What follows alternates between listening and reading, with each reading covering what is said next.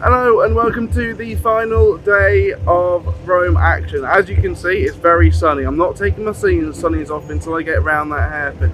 Now, as you might be able to see, there are some yellow things in the background. Everything's packing up and going home, so this is going to be really interesting on how we do this. So I'm going to start doing this the other way around instead. I'm going to start with Mercedes EQ. It was an alright race for them. Stoff Van Dorn, they got 5th place. So well done to Stoff. Nick wasn't as good today. I think he finished outside the points after he had his penalty, after he came into contact with Sergio S's camera. So yeah, not ideal for Nick de Vries. I think he leaves here completely pointless, unfortunately for him. But Van Dorn has had a strong weekend, obviously 3rd yesterday, 5th today. Fantastic job. We're moving quickly because I don't want to interrupt these guys. I'm going to have to stay on the wall for this bit. So I'm just going to straddle across. And let's talk about the team. Oh, hang on, I might be able to go down here. Hang on, here we go. Little bit of a jump down. Sorry if it went all shaky. Let's talk about Jaguar TCS. Fantastic weekend. I can't really fault them this weekend. They've done an absolutely fantastic job. Mitch getting the win again. Sam, I can fault him, unfortunately. He had an incident with Nick Cassidy, which eventually puts him out of the race as well as Nick. Actually, I'm just going to move over because the sun goes in when I'm standing here, so I can see what's happening. Unfortunate for Sam. I think he would have got 5th or 6th at that point. So as Jaguar fire up the Wenger bus, they're playing We Like to Party. What a tune. Hello Toby. Hello Internet. Hello Internet. What do you think of this weekend? I liked it. It was my first time this season at trackside. I did enjoy myself. Yeah. We had 2 pretty entertaining races. Yesterday was action-packed, today was action-packed. We had plenty of overtakes between the leaders. What more do you want? And Mitch Evans, how could he have done better this weekend? I don't think there can be. There's no way to do better. I mean, winning 2 races. I'm careful with the word perfect, but this pretty much was the perfect weekend for him. Of course, he could have qualified on pole for both legs. That might make it perfect if you're so strict. But yeah, it's excellent points out of the races.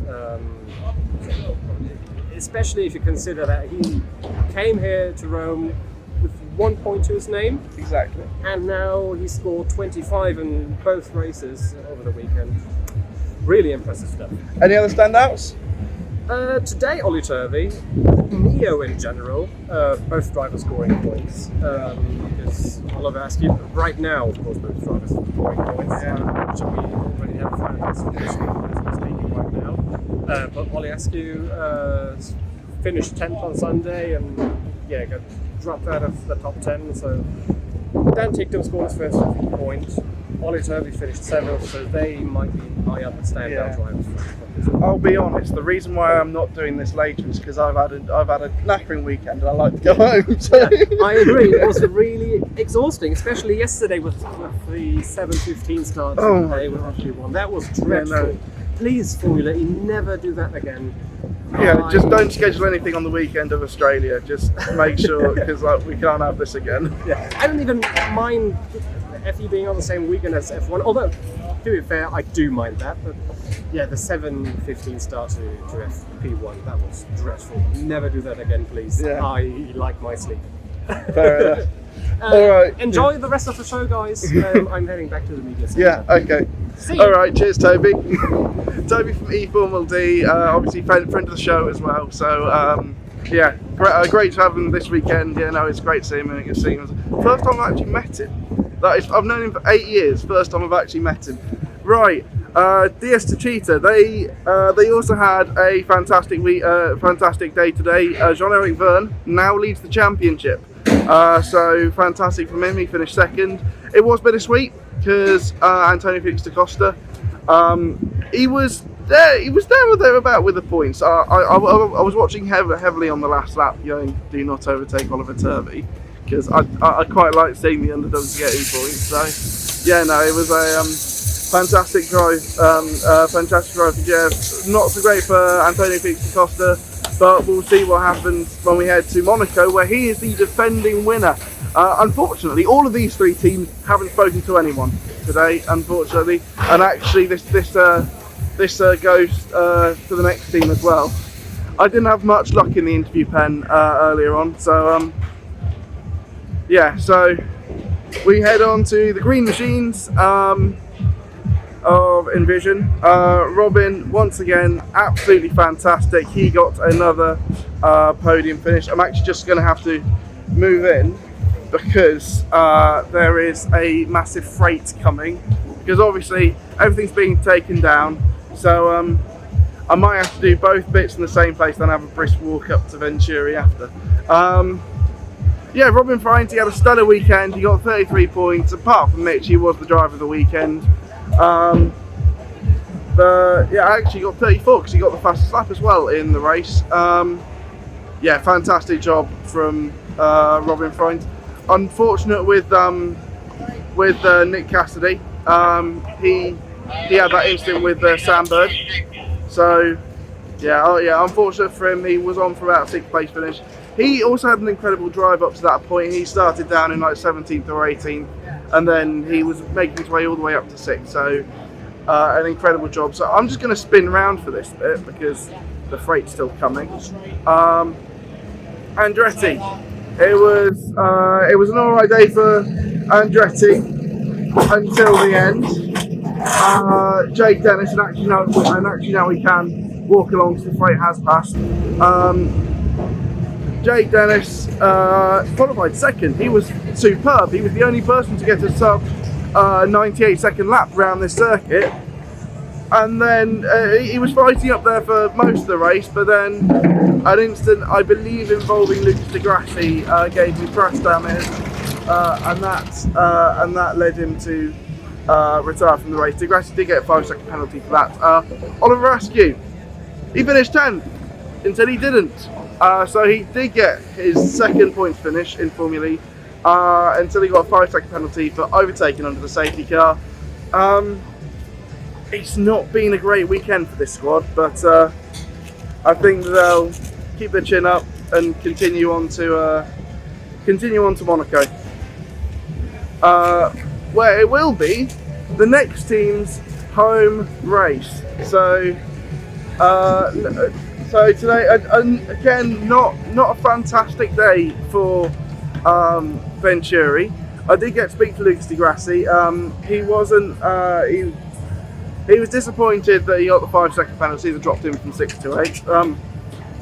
Wasn't a fan of the attack mode, the way that it worked as well. So unlike yesterday, today it was only one attack mode for 8 minutes instead of 2 for 4. And he said maybe they should have done 3 for 3 or 4 for 2 or something like that, just to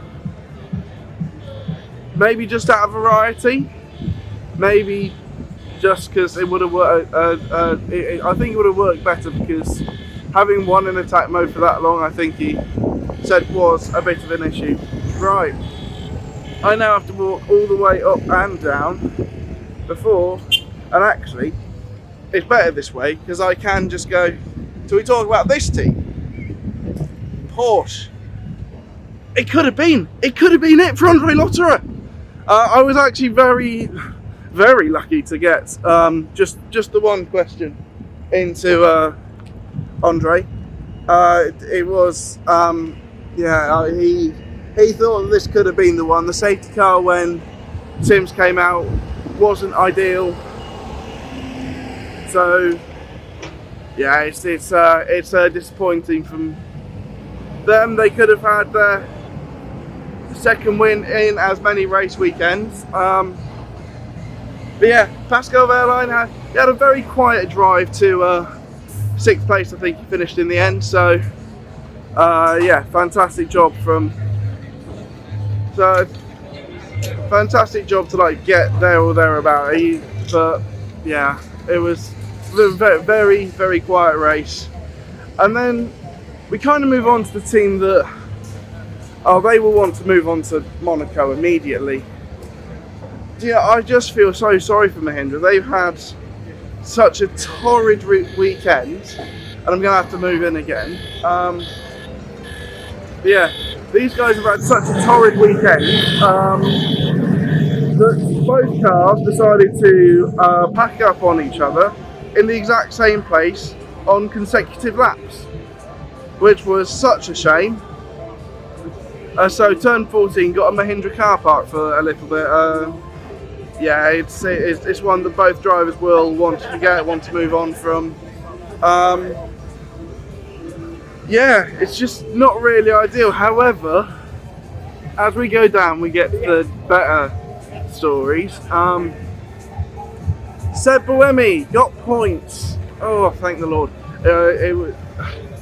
Yes, it's their second race weekend in a row with points. They got points in Mexico, but the car isn't there. I spoke to Seb. He knows that the car isn't there.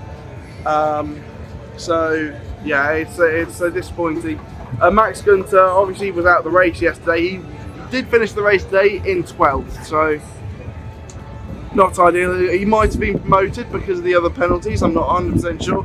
I'll be honest, I only learned that Ticktum had been promoted to the points when I was actually interviewing him. So, and you can see that in the interview on the channel, but don't click away just yet because we've still got 2 more teams to talk about. And excuse the there we go.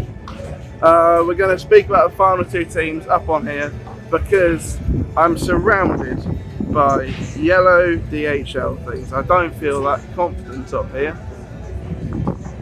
Anyways, Dragon. I think it's what could have been. Obviously, Antonio Giovinazzi, he's still not there. It's there's not much positivity, I think, for Antonio, unfortunately. But Sergio, my word, he was qualifying. That was fantastic from him. So to get him, I think he started 10th. He was running just outside the points, more or less all race. And then when the Sims safety car happened, he was running 11th. And I think most people were thinking, oh, they could get points. However, the incident with Nick de Vries that we spoke about at the top, that put to bed that. So unfortunate for Dragon, they could have got their points, and it's actually a worst case scenario for them, but an absolutely fantastic case. I'm not sure if you can hear the party is going off. Even though they're packing everything, they're packing up. But no, seriously, fantastic. Neo. I mean, I do have such a soft spot for Neo, and it's well documented that I do. But Oliver Turvey, P7. Oh, I was watching that final lap going, don't overtake, don't overtake, don't overtake to Antonio Felix da Costa. Because I knew that he'd get some points. And then when the safety car came out, Bird slipped down the order, so then he got even more points, and then someone else got a penalty, which meant that he got even more points than that. And we went from, oh, they might get a point, to they've got 6 points, and then, well, I learned this later on, but I'm going to move over. There's more of these DHL boxes. I'm going to get out of here shortly. But Dan Ticktum also got a point, so and he was rapid today. He was so rapid. 4th in practice. Some splitting brakes stopped him in qualifying from setting a better time, so that was unfortunate. But yeah, he was quite down big because he knew that he could have done more today, and he felt that he got it was a lucky point. It wasn't a well-earned point. I don't get me wrong, I'm sure he was thankful for the point, but it just didn't feel like he'd earned it, which I do completely understand. But honestly, I'm so happy for the boys and girls at Neo. They worked so hard for it, and yeah, it's just fantastic for them to get this result. I do think that there's pace in the car, and so later in the season they might be able to to get close to these performances again, like Dan did in practice this morning. Yeah, with the exception of that, Dan's looking forward to Monaco because it's a track that he knew well. He won there in Formula 2 last year. Yeah, everything's coming up Neo at the moment, so that's why I decided to end the show with them instead of starting them, because usually we go, oh, it was a Neo, but today we're like, Neo, yes! So fantastic work for them. Well done to all the mechanics in all the teams this weekend. It's been a very long one. As Toby said, we started earlier on because of the Formula 1 qualifying. We started even earlier. I know that Ollie Askew was fuming about that, but yeah, it's been a fantastic weekend.